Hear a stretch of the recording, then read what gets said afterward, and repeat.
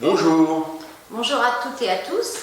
Alors aujourd'hui, nous allons dérouler notre vidéo, notre présentation en deux temps.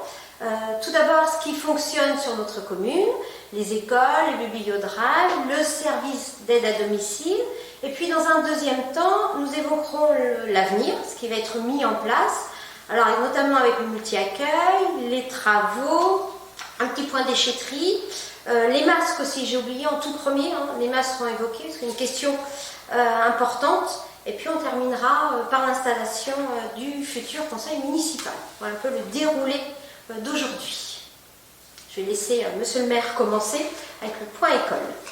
Effectivement, merci Christelle. Le point école, donc comme annoncé la semaine dernière, les enfants ont repris le chemin de l'école jeudi, donc hier, puisque nous sommes vendredi.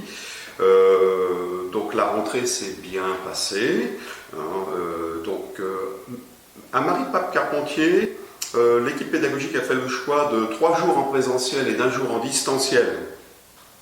Les enfants des personnels prioritaires, eux, sont accueillis sur 4 jours.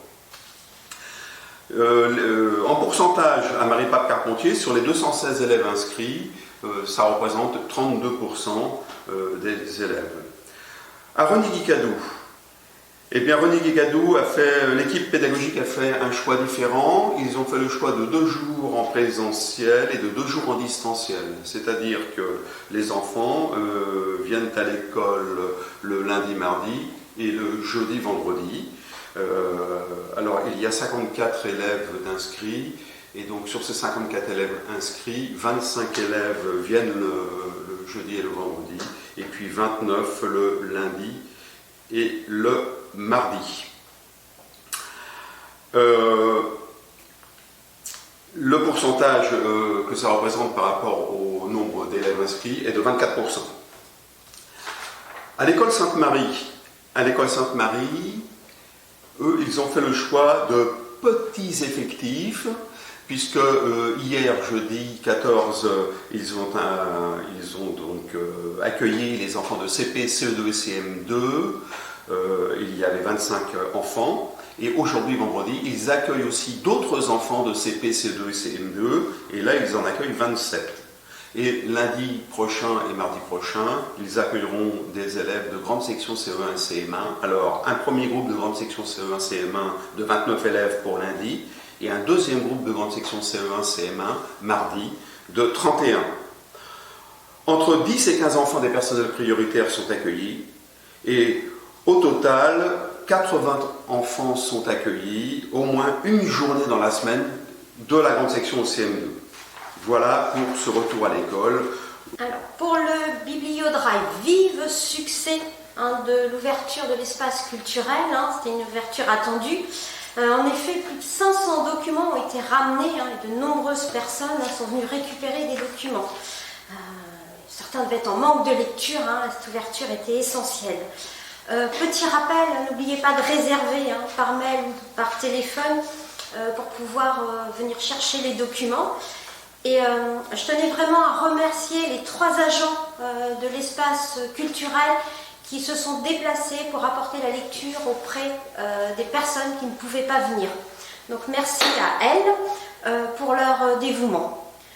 Petit point sur le service d'aide à domicile, toutes les missions sont reprises auprès des 91 familles.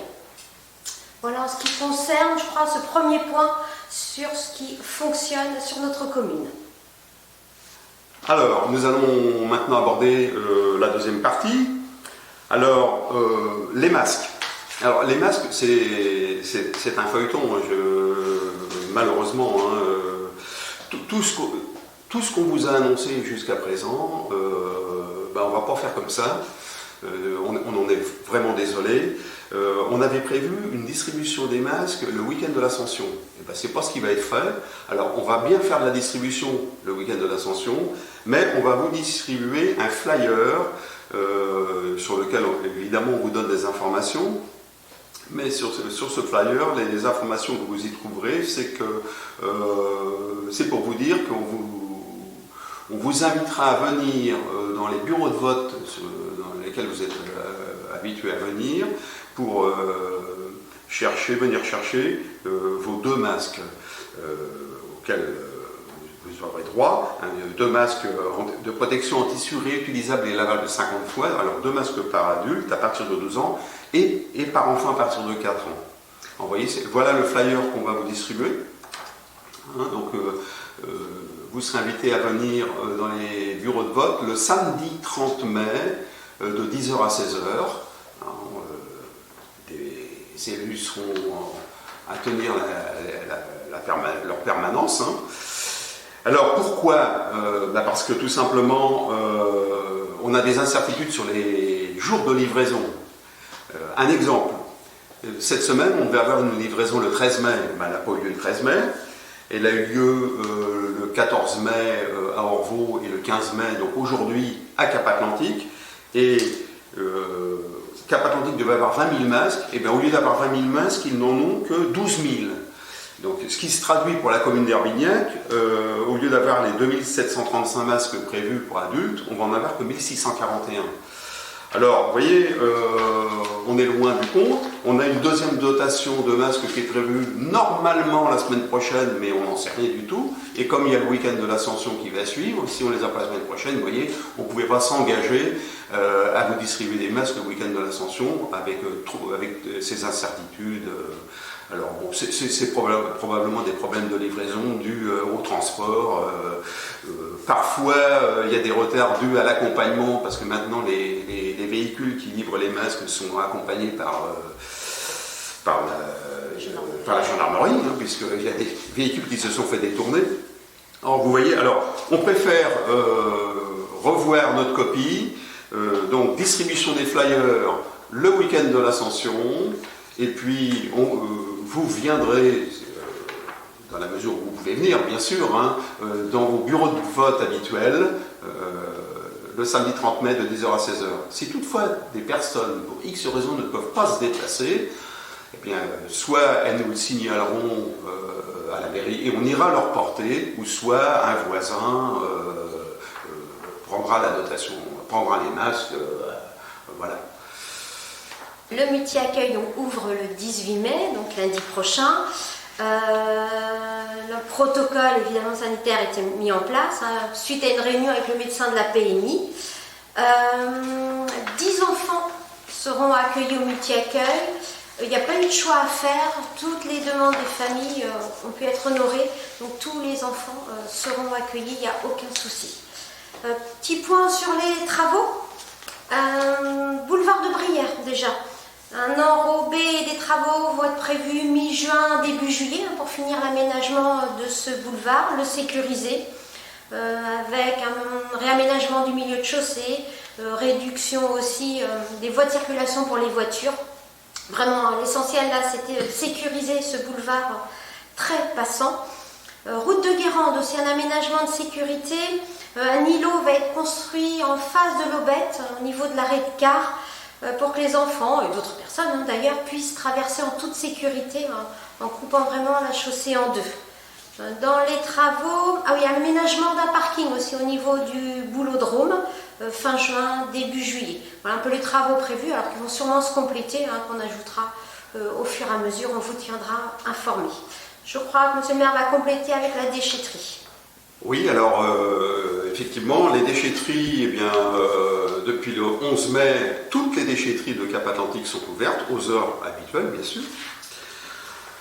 Les principaux accueils, depuis le 11 mai, bien sûr, également les principaux accueils de Cap-Atlantique, donc le siège qui se situe à la Baule, avenue des Noëls, la direction déchets, route de Saint-Liphard à Herbignac, et puis la direction technique qui se trouve à Kerbignou à Guérande, sont de nouveau accessibles au public, globalement aux horaires habituels.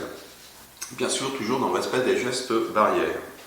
Ensuite, les équipements culturels et sportifs de Cap-Atlantique, tels que le musée intercommunal des Marais-Salants à Bas-sur-Mer, le château de Ranrouette à Herbignac et le conservatoire intercommunal de musique et les 3 centres aquatiques demeurent fermés. Par contre, les sentiers de randonnée sont de nouveau accessibles, même si l'entretien évidemment de ces derniers est encore en cours compte tenu du contexte du confinement passé. Et puis, un dernier point, vous avez dû le voir dans la presse, hein, sûrement, aux informations télévisées, l'installation des conseils municipaux. Alors, un décret fixant la date de prise de fonction des conseillers municipaux doit être publié aujourd'hui, vendredi 15 mai. Alors, dans ce décret, l'entrée en fonction des conseillers municipaux sera fixée au lundi 18 mai.